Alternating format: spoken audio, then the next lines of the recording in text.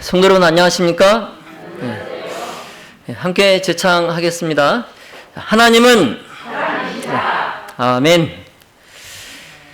오늘은 인내와 순종으로 왕위에 오른 다윗이라는 제목으로 하나님의 말씀을 전하겠습니다. 우리 주제 성경절 사무엘하 5장 3절로 5절의 말씀을 함께 보겠습니다. 사무엘하 5장 3절로 5절입니다. 이스라엘 모든 장로가 헤브론에 이르러 왕에게 나아오매 다윗 왕이 헤브론에서 여호와 앞에서 저희와 언약을 세우매 저희가 다윗에게 기름을 부어 이스라엘 왕을 삼으니라. 다윗이 30세에 위에 나아가서 40년을 다스렸으되 헤브론에서 7년 6개월 동안 또 유다를 다스렸고 예루살렘에서 33년 동안 온 이스라엘과 유다를 다스렸더라. 아멘. 우리가 지난 시간까지 사무엘상을 마쳤습니다. 이제 오늘부터는 사무엘하를 살펴보겠습니다. 여러분, 사무엘하는 처음부터 끝까지 한 사람에 대해 이야기하는데요. 자, 그 사람은 누구일까요? 아직 정답을 말씀하지 마시고 제가 준비한 보기를 드리겠습니다. 자, 1번, 성경에서 많은 장을 차지하고 있는 사람입니다. 자, 2번, 성경에서 가장 뛰어난 왕 중 한 사람입니다. 누구일까요? 예, 다윗. 다윗. 성경에서 가장 많은 장을 차지하고 있는 사람이고요. 가장 뛰어난 왕 중에 한 사람입니다. 다윗. 사무엘하는 이 다윗의 이야기로만 꽉 차 있습니다. 그래서 하나님의 마음에 합한 사람 다윗, 이 다윗 왕의 이야기를 기록하고 있는데 다윗의 훌륭한 업적만 기록하지 않고 그의 참 수치스러운 일까지 그대로 기록하고 있어요. 그래서 성경은 뭐 꾸며내거나 또 인간의 생각과 인간의 마음대로 그렇게 유리한 쪽으로 기록한 책이 아니라 하나님의 감동으로 된 것임을 우리가 알 수 있습니다. 우리가 지난 시간에 살펴본 대로 사울의 죽음은 다윗을 유랑자가 되게 했던 그 위험들을 제거해 버렸습니다. 그래서 무려 다윗이 사무엘에 의해 기름을 부음을 받은 지 15년 만의 일입니다. 몇 년 만의 일이라고요? 15년 만에. 그래서 죽을 고비를 수도 없이 넘긴 참 힘든 세월이었습니다. 자, 그런데 여러분, 사실 다윗이 원하기만 했다면 그가 이보단 더 빨리 15년이 아닌 이보다 더 빨리 왕위에 오를 수 있는 기회가 있었습니다. 자, 그러나 아시다시피 다윗은 자신이 왕위에 오르는 일에 있어서 인간의 방법을 취하지 않고 끝까지 하나님의 뜻과 인도하심을 기다렸습니다. 그랬을 때에 하나님은 마침내 다윗을 헤브론으로 인도하시고 유다 사람들로 하여금 다윗에게 기름을 붓고 그들의 왕으로 삼게 하셨습니다. 자, 그러고 보니 다윗이 처음부터 전 이스라엘의 왕이 된 것은 아니었습니다. 사울처럼 모든 이스라엘의 왕이 된 것이 아니라 처음에 다윗이 어디 왕부터 되었어요? 무슨 지파? 이스라엘의 12지파가 있는데 그 중에 유다 지파의 왕으로 그가 시작을 했어요. 자, 왜냐하면 사울의 군대 장관이었던 넬, 이 넬이 그가 살아남아서 사울의 아들 중에서도 살아남은 이스보셋을 데리고 마하나임으로 갑니다. 마하나임으로 가서 사울의 뒤를 이어서 이서보셋, 왕위를 이서보셋 해가지고 이스보셋이 뭐가 되었어요? 왕이 되었어요. 왕이 되었다고요. 이름을 잘 지어야 됩니다. 그러니까 그렇죠? 이름을 잘 지어야 됩니다. 이서보셋. 왕위를 이서보셋. 그래서 왕이 됐어요, 진짜로. 예. 그래서 이제 사울이 죽고 난 후에 이스라엘은 북쪽의 이스보셋 왕과 또 남쪽의 유다 지파의 다윗 왕, 이렇게 지금 나뉘어졌어요. 예. 그래서 이 통일 왕국이 솔로몬 때에 가서 그때 이제 분단 국가로 되기 전에 이미 통일 왕국을 이루기 전에 사울의 뒤에 다윗이 남쪽, 북쪽 이렇게 이스보셋과 다윗 이렇게 지금 분단 체제로 일단 과도기 국가의 체제였단 말이에요. 과도기 국가의 체제. 자, 그래서 두 왕 사이에, 즉 다윗과 이스보셋 사이에 내전이 약 7년 6개월 정도 일어났어요. 몇 년 일어났다고요? 7년 6개월. 그래서 7년 6개월이 지나고 결국에 다윗이 그 전쟁에서 승리를 하면서 이제 비로소 전 이스라엘의 왕이 됩니다. 7년 6개월 뒤에야. 사무엘하 2장 1절로 2절 그리고 4절의 말씀을 보시면, 자, 그 후에 다윗이 여호와께 물어 가로되 내가 유다 한 성으로 올라가리이까? 여호와께서 가라사대 올라가라. 다윗이 가로되 어디로 가리이까? 가라사대 헤브론으로 갈지니라. 다윗이 그리로 올라갈 때에 유다 사람들이 와서 거기서 다윗에게 기름을 부어 유다 족속의 왕을 삼았더라. 아멘. 자, 다윗이 여호와께 물어 가로되 그랬어요. 자, 다윗은 하나님께 그가 갈 곳을 물었습니다. 여러분, 이 말씀에서 다윗의 심정이 느껴지십니까? 자, 우리가 지난 시간에 살펴본 대로 다윗이 하나님의 권면을 듣지 않고 그가 중요한 결정을 내렸을 때에, 그래서 그가 블레셋의 편에 그 편으로 도피하였을 때에 얼마나 그가 뼈저린 고통과 희생을 겪었습니까? 그렇죠? 그래서 그 쓰라린 경험을 통해서 그가 깨달았기 때문에 정말 이 중요한 시기에 그의 첫째 관심사는 뭐예요? 하나님께서 그에게 무엇을 원하시는지를 물어보는 거예요. 이제는. 그래서 그가 하나님께 어디로 가리까 물어보고, 그럼 또 어디로 가야 됩니까? 헤브론으로 가라. 그래서 하나님의 지시하시는 땅 헤브론으로 그가 올라갑니다.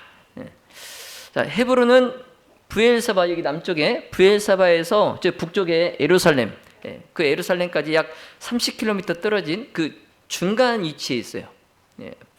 브엘세바와 예루살렘의 중간 위치에 있고, 이 헤브론에는 부조들의 장지인 막벨라 굴이 있어요. 막벨라 굴. 그리고 이제 처음에 이곳은 갈렙의 소유였다가 이제는 유다의 제일 큰 성읍이 됩니다. 뭐 임시 수도 정도 되겠죠. 임시 수도 정도. 그래서 다윗과 그의 600명의 무장한 군사들이 처자들과 함께 양떼와 소떼를 거느리고 헤브론 성읍에 들어갔는데, 그때 무슨 일이 있었어요? 유다 사람들이 다 나와서 다윗을 앞으로 장차 전 이스라엘의 왕이 될 사람으로 그를 환영하려고 기다리고 있었어요. 유다 사람들이. 그래서 사무엘하 2장 4절에 유다 사람들이 와서 거기서 다윗에게 기름을 부어 유다 족속의 왕을 삼았더라. 아멘. 자, 이렇게 새로 왕 위에 오른 다윗이 그가 제일 먼저 한 일이 뭐냐면 사울과 요나단의 시체를 구출하여 내서 명예로운 장례를 지낸 이 길르앗 야베스 사람들의 그들의 용감한 행위에 대해서 감사를 표하는 일을 그가 왕이 되어서 가장 먼저 한 일이에요. 그래서 사무엘하 2장 5절로 6절에 보시면, 자, 다윗이 그럽니다. 자, 여호와께서 여러분에게 복 주시기를 바랍니다. 여러분은 친절하게도 여러분의 주인인 사울을 묻어 주었습니다. 이제 여호와께서 여러분에게 은혜와 진리를 베푸시기 바랍니다. 나도 여러분의 선한 일을 갚아 주겠습니다. 다윗이 길앗 야베스 사람들에게 이렇게 말을 했어요. 그래서 다윗은 왕 위에 즉위한 후에 무엇보다도 먼저 사울을 장사했던 이 길앗 야베스 사람들에게 그가 사절단을 보내어서 그들의 노고를 치하하고, 그래서 그것으로 인해서 사울이 죽은 후에 혼란했던 그 나라를 수습하는데 큰 효과를 거두게 됩니다. 자, 그런 다음에 이제 다윗은 자기가 유다의 왕에 오른 것을 이제 사람들에게 통고하고, 정말 마음이 진실한 그러한 사람을 자기의 신하가 되어서 자기를 도와줄 것을 그가 요청을 합니다. 자, 근데 이제 이렇게 왕 위에 올랐지만 다윗의 치세는 어려움이 없는 것이 아니었어요. 왕이 되면 다 끝나는 것인 줄 알았는데, 그가 왕 위에 오름과 동시에 이제 음모와 반역의 어두운 역사가 이제 시작이 또 됩니다. 그래서 아브넬의 영향을 통하여 사울의 아들 이스보셋이 왕으로 추대되어서 북쪽의 이스라엘의 왕이 되어서 다윗과 경쟁하는 그런 경쟁력 있는 그런 왕권이 북쪽에 세워짐으로 인해서 이 다윗의 권위는 유다 사람들에게 다 인정을 받지는 못했어요. 유다 사람들이지만 다윗을 그들의 왕으로 다 인정한 것은 아니었어요. 그래서 사무엘하 2장 8절로 9절에 보면은, 자, 이 넬은 사울의 숙부였습니다. 사울의 숙부. 그리고 넬의 아들 아브넬, 이 아브넬은 사울의 사촌이에요. 자, 그러니까 이스보셋의 뭐가 됩니까? 당숙이 됩니다. 이스보셋의 당숙이 돼요, 아브넬이. 그리고 이제 이 이스보셋은 이제 역대상 8장 33절 또 9장 39절에 보면 그는 사울의 넷째 아들이다 그럽니다. 이스보셋이 사울의 넷째 아들이에요. 그래서 이스보셋은 연약하고, 정말 요나단 같지 않게 참 연약하고 무능해요. 그래서 사울의 집에 참 닮지 않은, 사울의 집안의 아들들, 사울의 집안을 닮지 않은 그런 성격을 갖고 있어요. 그래서 다윗은 한 나라를 충분히, 전 이스라엘을 충분히 책임질 수 있는 정말 지혜와 용맹을 가졌던 반면에 이스보셋은 참 연약하고 무능합니다. 지혜도 없어요. 그래서 이스보셋을 왕으로 세운 주모자 아브넬, 이 아브넬이 사울의 군대의 총사령관이었어요.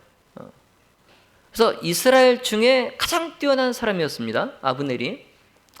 그래서 아브넬은 하나님께서 다윗을 이스라엘의 왕 위에 오르도록 지명한 것을 그가 알고 있었지만, 오랫동안 사울을 따라서 다윗을 쫓다 보니까 이 다윗이 사울의 그 다스리던 나라를 계승하는 것을 이 아브넬이 원치 않았어요. 사울과 같은 마음이었어요, 다윗을 대할 때. 그래서 아브넬은 요단에서 멀리 떨어진 마하나임을 그가 선택을 합니다. 임시 수도로. 그래서 마하나임은 다윗이 공격하기에도 좀 어려운 곳이고 블레셋이 공격해 오기도 어려운 곳이에요. 요새입니다, 요새. 마하나임. 그래서 이 마하나임이 참 안전한 곳이기 때문에 그곳에 북쪽 이스라엘의 새로운 도성을 정하기로 그가 결정을 합니다, 아브넬이. 그래서 이 마하나임에서 이스보셋이 즉위식을 거행하고 그곳에서 약 2년 동안 참 평안한 세월을 보내요, 이스보셋이. 그러나 이제 아브넬은 이스보셋의 권세를 온 이스라엘에 확대시키기 위해서, 남쪽 유다까지 이제 자기의 권력 하에 들어오기 위해서 이제 침략 전쟁을 그가 준비합니다. 남쪽 유다를 침략하기 위해서 준비를 해요. 그래서 사무엘하 3장 1절에 사울의 집과 다윗의 집 사이에 전쟁이 오래매 다윗은 점점 강하여지고 사울의 집은 점점 약하여 가니라. 자, 지금 전쟁이 길어질수록 누가 더 강해지고 있어요? 다윗. 다윗이 점점, 유다 지파가 점점 강해지고 사울의 집은, 이스보셋의 나라는 점점 약하여 갑니다. 그래서 마침내 이제 악의와 야망으로 세워진 이스라엘 이스보셋의 왕권이 전복이 되는데요. 그게 참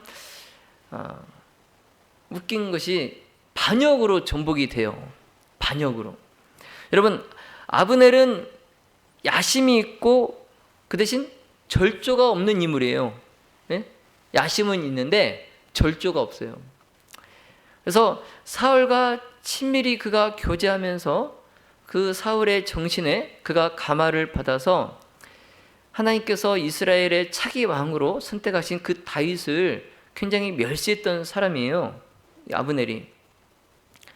그런데 이제 그 아브넬이 2년 동안 사울의 넷째 아들 이스보셋을 왕으로 세워놓고 그 곁에서 이스보셋을 지켜보니까 세상에 이 이스보셋처럼 멍청하고 약하고 무능한 사람이 없는 거예요. 네. 왕이라는 사람이. 네. 아버지 사울 왕의 반도 못 미치는 겁니다. 네.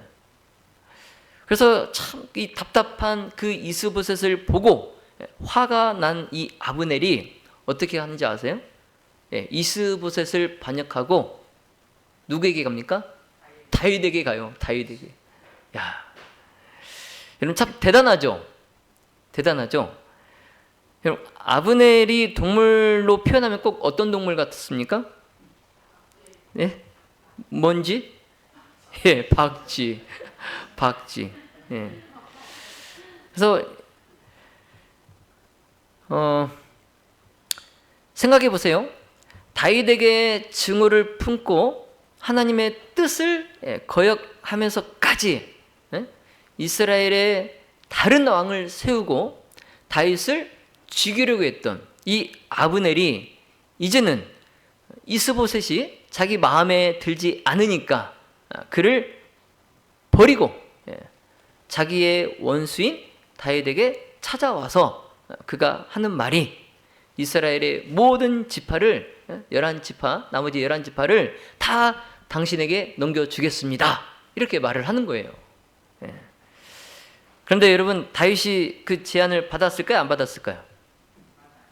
예? 또 참 사람이 좋아서 그런지 모르겠지만 그런 아브넬을 다윗이 받아줍니다. 모르겠어요. 아브넬이 정말 이스라엘의 가장 큰 용사고 이미 증빙이 된 그런 좋은 사령관이었기 때문에 대의를 생각해서 훗날 이스라엘을 생각해서 또 받아들였을 수도 있겠죠. 그런데 이 아브넬을 호의로서 받아들인 이 다윗, 이게 실수입니다. 실수. 왜냐하면 이 다윗의 결정, 아브넬을 받아들이기로 한 이 다윗의 결정이 그 다윗의 나라의 군대 총사령관이었던 요압, 이 요압의 질투심을 자극했어요. 질투심을. 왜냐하면 이스라엘과 이 유다 사이의 전쟁 중에 아브넬이 누구를 죽이냐면 요압의 동생 아사엘을 죽여요. 그러니까 아브넬과 요압은 무슨 관계예요? 원수도 원수지만 무슨 원수? 혈원이에요. 혈원. 혈원입니다. 아주 정말 그래서 요압이 자기 아우의 죽음을 복수하고 장차 이제 자기의 그 필적이 될 거 아닙니까? 아브넬이. 그렇죠?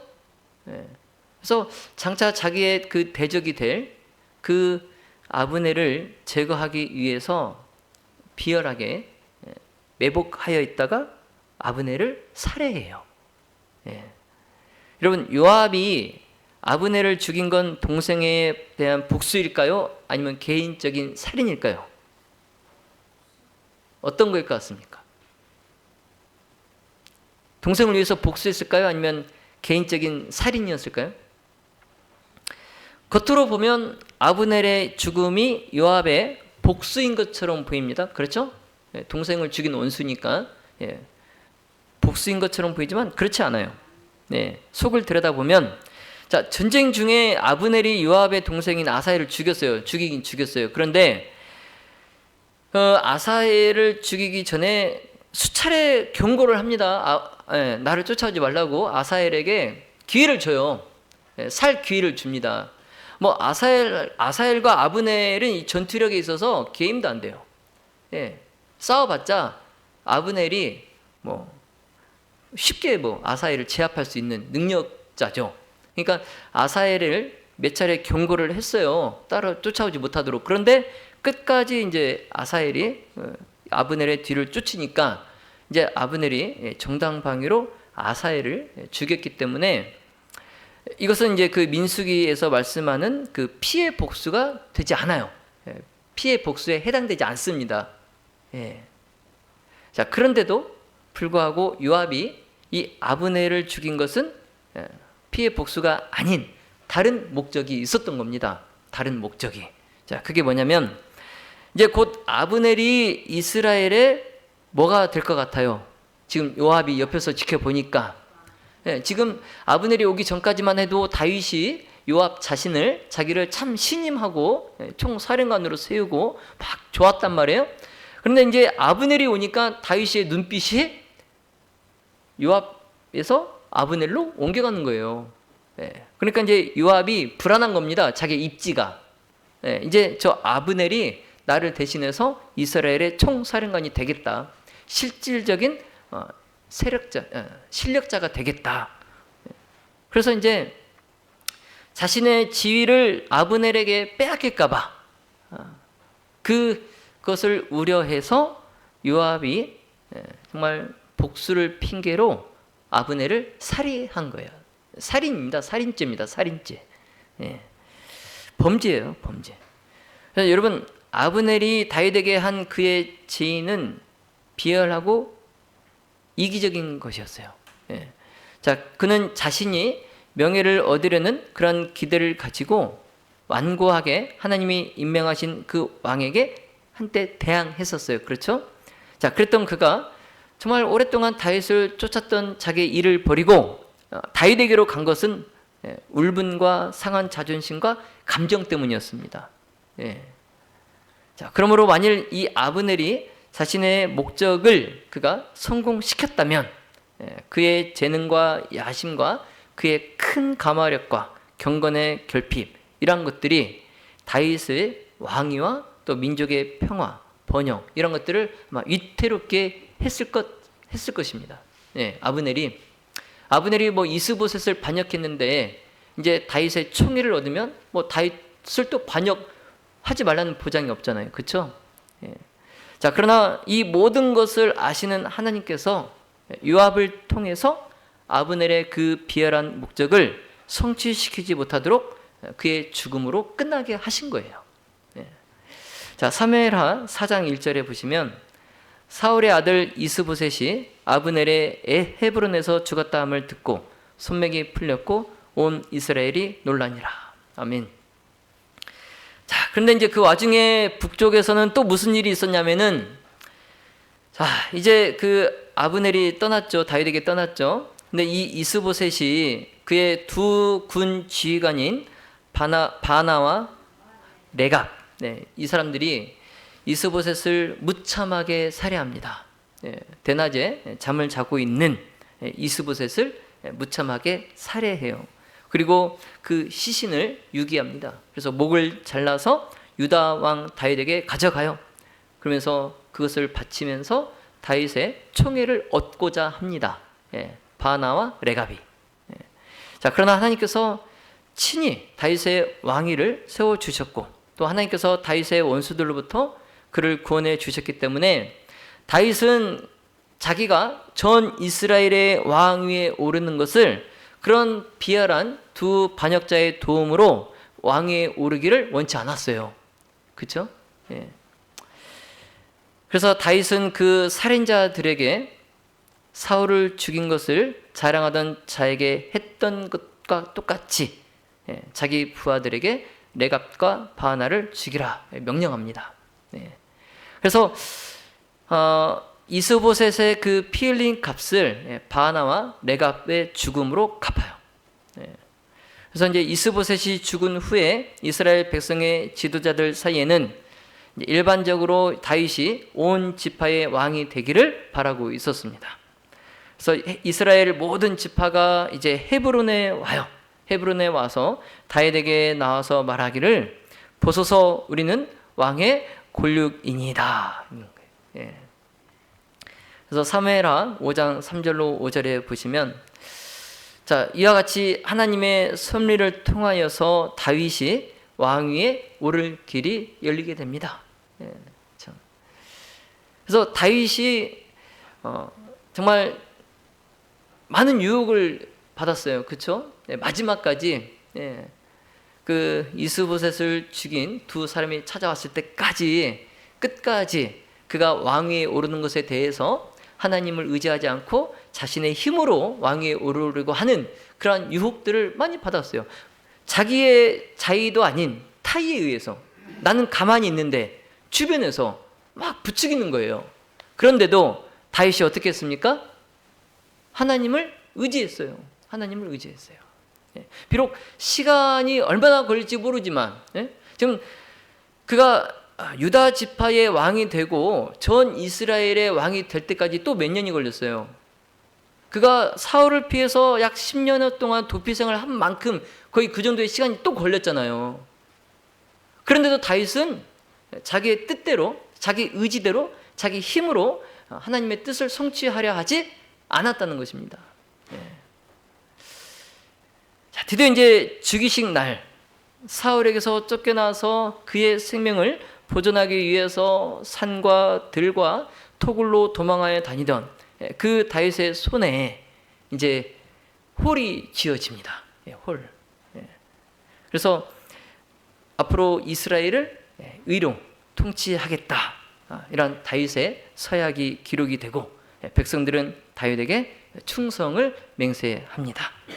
그리고 이제 그 머리에 왕관이 씌워지고 대관식이 끝이 납니다. 영감의 선지자는 다윗의 대관식을 이렇게 묘사하며 끝을 맺습니다. 여호와를 위하여 참을성 있게 기다린 다윗은 하나님의 약속이 성취된 것을 보았다. 자, 사랑하시는 모든 가족 여러분, 여호와를 위하여 참을성 있게 기다린 다윗은 하나님의 약속이 성취된 것을 보았다. 여러분, 화이트 부인의 이 표현이 참 멋지지 않습니까? 제가 이 설교를 준비하는데 이 말씀을 보면서 전율이 흘러요. 전율이. 막 온몸에 전기가 통하는 것 같아요. 자, 여호와를 위하여 참을성 있게 기다린 서명수는 하나님의 약속이 성취된 것을 보았다. 자, 같이 읽어볼까요? 자, 여호와를 위하여 다 같이 읽어요. 자, 시작. 여호와를 위하여 참을성 있게 기다린 모든 가족들은 하나님의 약속이 성취된 것을 보았다. 아멘. 여러분, 우리의 생의 끝도 화이트 부인의 이 표현대로 맞춰졌으면 좋겠습니다. 저와 여러분이 정말 한 번도 빠짐없이 이 말대로 이루어지기를 예수님의 이름으로 기도합니다. 여러분, 이렇게 이 말씀대로 이루어지려면 어떻게 됩니까? 어떻게 해야 돼요?